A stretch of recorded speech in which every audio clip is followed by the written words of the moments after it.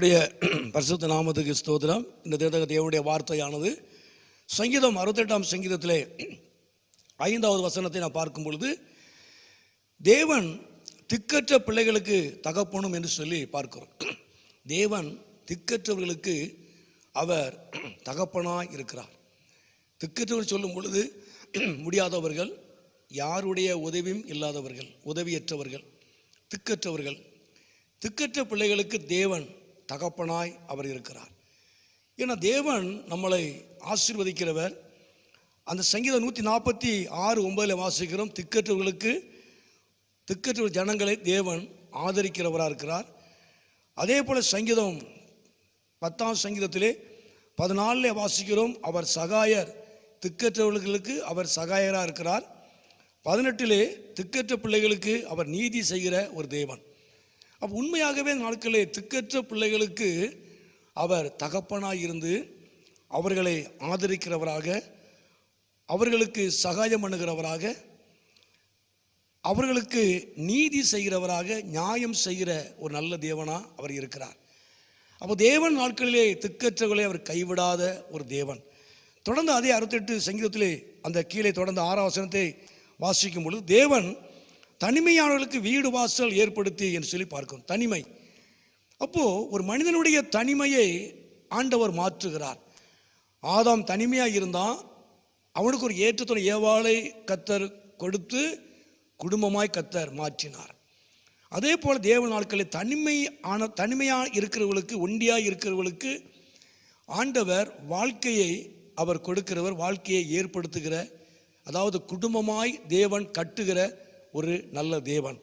கர்த்தர் நாமத்துக்கு மகிமை உண்டாவதாக. 3ஆவதாக 7ஆம் வசனத்தை வாசிக்கும் பொழுது, அதாவது நீர் உம்முடைய ஜனங்களுக்கு முன்னே சென்று என்று சொல்லி வேதத்தில் வாசிக்கிறோம். அப்போ தேவன் அவர்களுக்கு முன்னே சென்று அவர்களை நடத்துகிறவராய் அவர் இருக்கிறார். மேய்ப்பன் நம்ம ஏற்கனவே வேதத்தில் வாசிக்கிறோம், யோவான் 10ஆம் அதிகாரத்திலே. ஆகவே அவர் நமக்கு நல்ல மேய்ப்பனாக இருந்து நமக்கு முன்னே கடந்து போகிறவராய், அவர் உங்களுக்கு முன்னே கடந்து போகிறவராய், அவர் உங்களை அனுதினமும் நடத்துகிற ஒரு தேவனாக இருக்கிறார். உண்மையாகவே இந்த நாட்களிலே திக்கற்ற பிள்ளைகளுக்கு அவர் தகப்பனாக இருக்கிறார், அவர்களை ஆதரிக்கிறார், அவர்களுக்கு சகாயம் பண்ணுகிறார், அவர்களுக்கு அவர் நீதி செய்கிற ஒரு தேவன். கர்த்தர் நாமத்துக்கு மகிமை உண்டாவதாக. தனிமையாக இருக்கிறவர்களுக்கு தேவன் அவர் குடும்பத்தை ஏற்படுத்துகிறார். அவர் உங்களை குடும்பமாய் தேவன் கட்டி எழுப்புவதற்கு அவர் உண்மை உள்ளவர். உங்கள் வாழ்க்கை தேவன் கட்டுகிறவர். 3வது, அவர் உங்களுக்கு முன்னே கடந்து போய் அவர் உங்களை நடத்துகிற ஒரு நல்ல தேவன். ஜெபம். எங்களை அதிகமாக நேசிக்கிற நல்ல பிதாவே, அருமையான ஆண்டவரே, இந்த நேரத்துக்காக நன்றி செலுத்துகிறோம். இந்த சத்தத்தை கேட்டுக்கொண்டு அருமையான நம்முடைய பிள்ளைகளை, குடும்பங்களை கர்த்தர் ஆசீர்வதிப்பீராக. ஆண்டவரே, திக்கற்ற பிள்ளைகளுக்கு நீ தகப்பனாய் இருக்கிறவர்.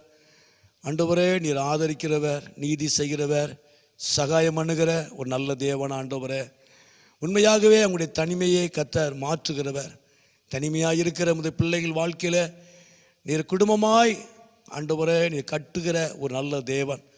ஒரு வீடு கட்டப்படுவது போல தனிமையாக இருக்கிற நம்முடைய பிள்ளைகளுடைய வாழ்க்கையை தேவன் கட்டி எழுப்புவதற்கு, கட்டப்படுவதற்கு நீ உண்மை உள்ள தேவன். ஆண்டவரே, முன்னே கடந்து போய் நீ நடத்துகிற தேவன். அருமையான நம்முடைய பிள்ளைகளை, குடும்பத்தை கர்த்தர் ஆசீர்வதியும், அப்படி நாமத்தை மகிமைப்படுத்தும். இயேசுவின் நாமத்தில் ஜெபிக்கிறோம் நல்ல பிதாவே. ஆமேன், ஆமேன்.